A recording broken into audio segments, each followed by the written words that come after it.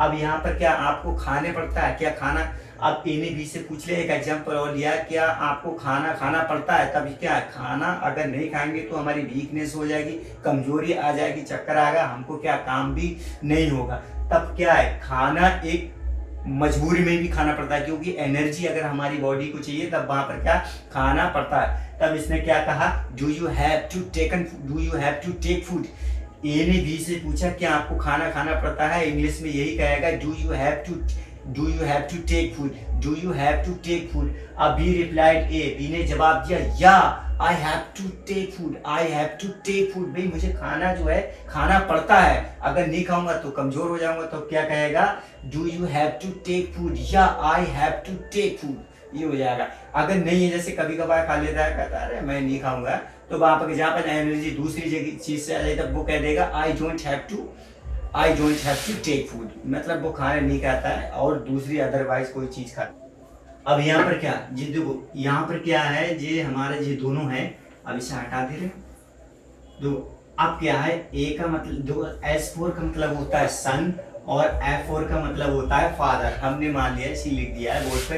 तो क्या है जी, S का मतलब बेटा और F का मतलब फादर। ये देखिए ये दोनों लोग जो हैं बाप बेटे हैं, तो बाप बेटे, तो जब इन दोनों में बात हो रही थी तो क्या है, अब यहाँ पर क्या है, इन दोनों में बात हो रही है। अब यहाँ पर क्या है, एक बंदा तीसरा भी है जो हमारी सी है, सी मान लेते हैं इसे।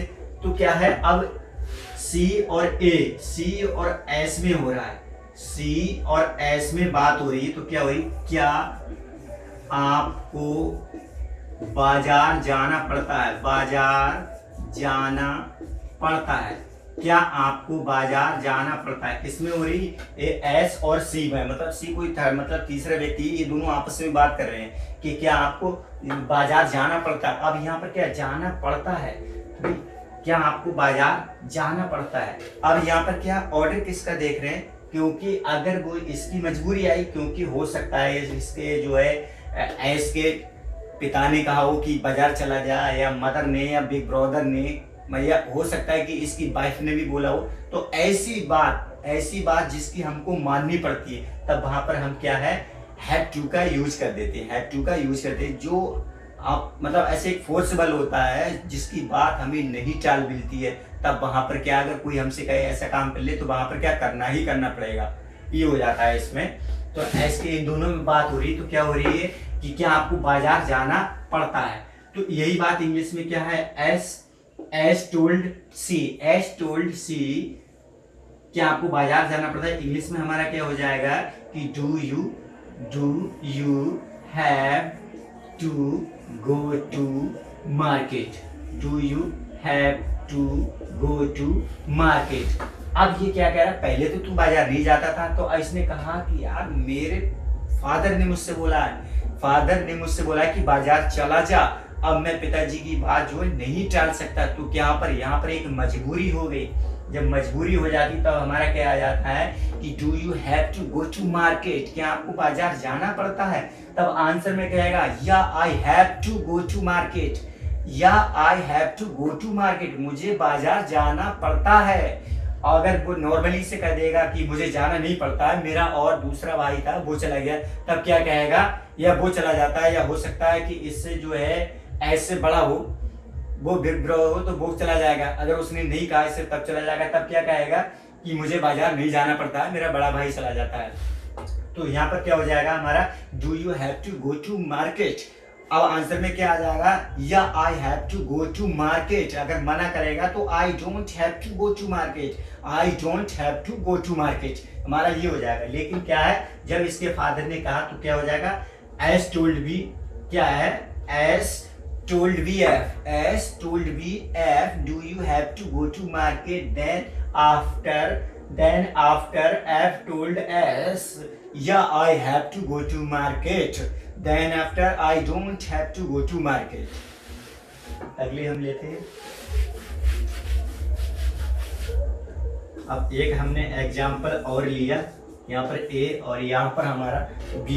क्या होता है, ये दोनों मित्र हैं। अब यहाँ पर क्या है, कभी कभार सडनली परेशानी कभी कभार लोगों पे आ जाती है, तो परेशानी का कोई पता नहीं किस समय किस पे आ जाए। तो वहां पर क्या है, ए ने बी से कहा क्या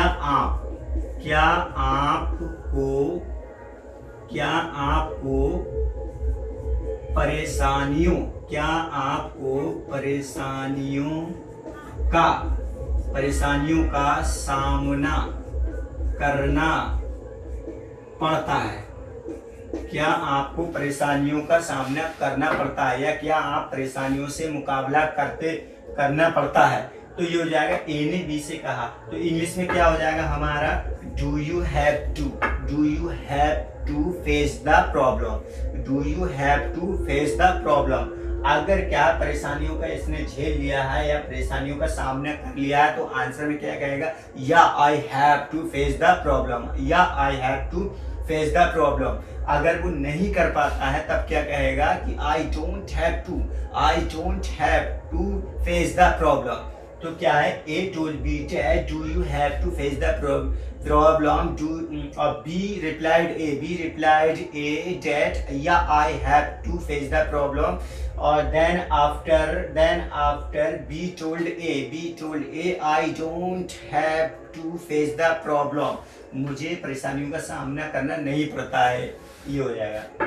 हम अगले देखते हैं, इनका बात क्या होगा कि ये दोनों बात कर रहे हैं, तो क्या है, देखो शादी से हम एक एग्जाम्पल लेते हैं, जैसे ये ए है और ये बी है, तो बी की क्या है, शादी हो चुकी है, दोबारा हम लेते हैं तो इसके बच्चे भी है, इसके बच्चे भी हैं, ये इसके थोड़े बच्चे हैं छोटे छोटे,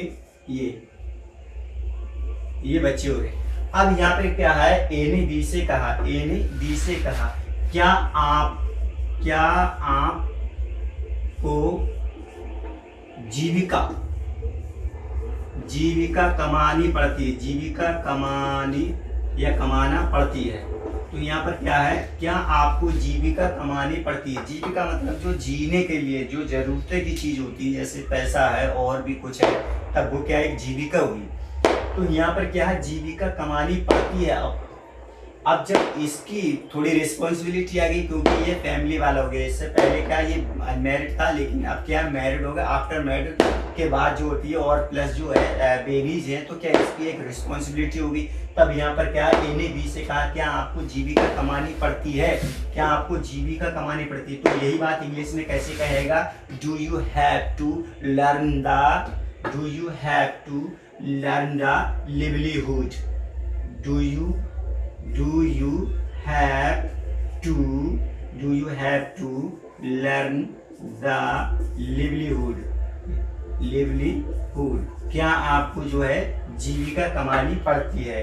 ए ने कहा बी से क्या आपको जो है जीविका कमानी पड़ती है, तो बी ने कहा हाँ मुझे जीविका कमानी पड़ती है, और नहीं कमा रहा है, थोड़ा केयरलेस है, तब क्या होगा, वो वहां पर मना कर देगा, मुझे जो है जीविका नहीं कमानी पड़ती, मेरे पास ऑलरेडी है।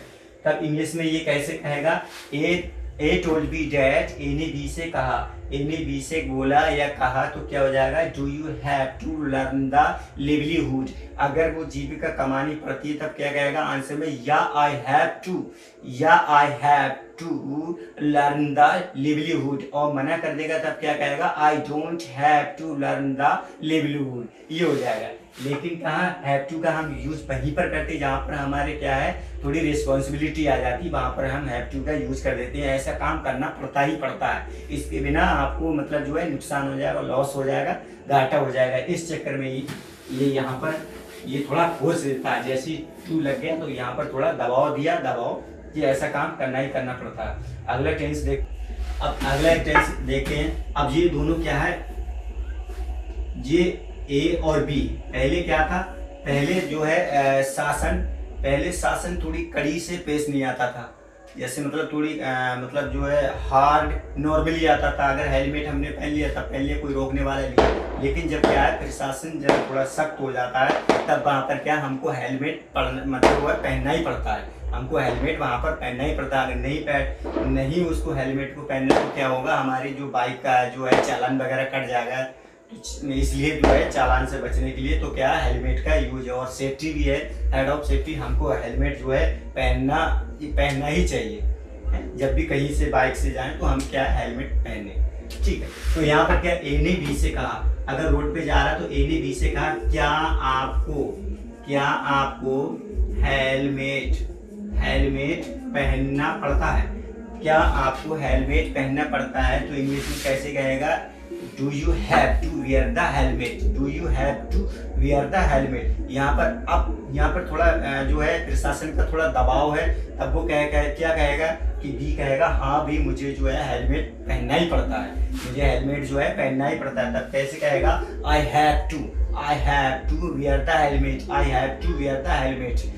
और नहीं पड़ता है, जैसे अगर थोड़ा पास में ही जाना पड़ता है, जैसे मतलब जो लोकल एरिया है जो है लोकली है, तब वहाँ पर कहेगा I don't have to wear the helmet.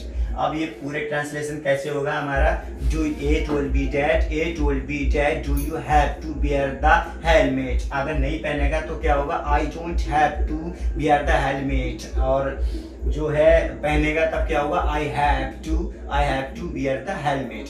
आप फिर से दोबारा हम रिपीट करते हैं कि A told B that do you have to wear the helmet. B replied A yeah I have to wear the helmet. मना करेगा तो I don't have to wear the helmet. ये हो जाएगा हमारा। अब इसमें और हम कुछ भी लगा सकते हैं। अब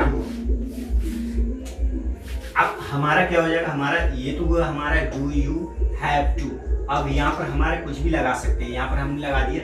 अब यह यानी कि आई हैव टू, यहाँ पर हम कुछ भी लगा सकते हैं। और मना में क्या हो जाएगा हमारा? I don't have to. ये आई डोंट हैव टू यहाँ पर हम कुछ भी लगा सकते हैं। तो क्या है, क्वेश्चन जो है क्वेश्चन हम कर भी सकते हैं और आंसर दे सकते हैं और मना भी कर सकते हैं। तो कुछ भी इसमें आ जाएगा। जैसे अगर मान लो किसी को क्या है, बारिश का मौसम है और बारिश आने वाली है और मकान बना हुआ नहीं है, तब क्या यहाँ पर एक मजबूरी हो रही है, तब वो कह सकता है, पूछ सकता है। ए ने बी से पूछा क्या आपको घर बनवाना पड़ता है? यहाँ पर क्या है, क्या आपको घर जो है बनाना पड़ता है? तो क्या हो जाएगा? Do you have to make a home. अब क्योंकि यहाँ पर जो है बारिश का मौसम है, नहीं तो बहुत ज्यादा बारिश होगी घर में जैसे बाहर वैसे, तो यहाँ पर क्या इसकी मजबूरी है, तो क्या कह देगा? या I have to make a home. अब मना कर देगा कि है बना हुआ, जिसका है तो वो क्या कह देगा? I don't have to make a home. अब ये गर्मियों में है, क्या गर्मियों का समय है, तो क्या फैन को हमें खरीदना पड़ता है भाई, यहाँ तो जो है करना ही करना पड़ेगा। तो क्या हो जाएगा हमारा जो है डू यू हैव टू। या मान लो फैमिली वालों ने कह दिया कि ऐसा है कि भाई फैन लेके आओ इतनी गर्मी में, तो क्या हमको लाना पड़ेगा, तो क्या खरीदना पड़ेगा है। तो क्या है, क्या आपको जो है पंखा खरीदना पड़ता है? तो क्या कहोगे? क्योंकि गर्मी का समय, do you have to buy the fan, do you have to buy the fan. अगर खरीदना पड़ता है तो या I have to buy the fan, और नहीं खरीदना पड़ता सर्दी का मौसम, I don't have to buy the fan. हो सकता है किसी दूसरे ने खरीद लिया। अब खाने के भी हो गए। अब क्या नहाने के, जैसे नहाना क्या है, कुछ लोग क्या पर डे नहाते हैं, एवरीडे नहाते हैं, कुछ एक दिन मतलब छोड़ के नहाते हैं, कुछ लोग 2 दिन छोड़ के नहाते हैं, कुछ 4 दिन छोड़ के। तो क्या है, जिसकी जैसी हैबिट होती है वो उसी तरीके से नहाता है। अब क्या है यहाँ पर, क्या आपको रोज नहाना पड़ता है? Do you have to take bath everyday, do you have to. कुछ लोग क्या है डू यू मतलब रोज नहाते हैं, तो उनके लिए क्या हो जाएगा? Do you have to take bath everyday. अगर वो रोज नहाता तो क्या कह देगा? या आई हैव टू, मुझे नहाना पड़ता है रोज डेली क्योंकि मेरी आदत है, तो आई हैव टू क्या हो जाएगा? Do you have to take bath everyday. I have to answer में आ जाएगा I have to take bath everyday. और नहीं नहाता है रोज डेली तो क्या कह देगा? I don't have to take bath everyday. मतलब जो है रोज नहीं नहाता है, मुझे नहाना नहीं पड़ता है। इस तरीके से हमारा हो जाएगा। और बाकी मिलते हैं हम नेक्स्ट वीडियो में। Thanks for watching. हमारे चैनल को सब्सक्राइब करें, लाइक करें, और चैनल का नाम है डियर हसन सर।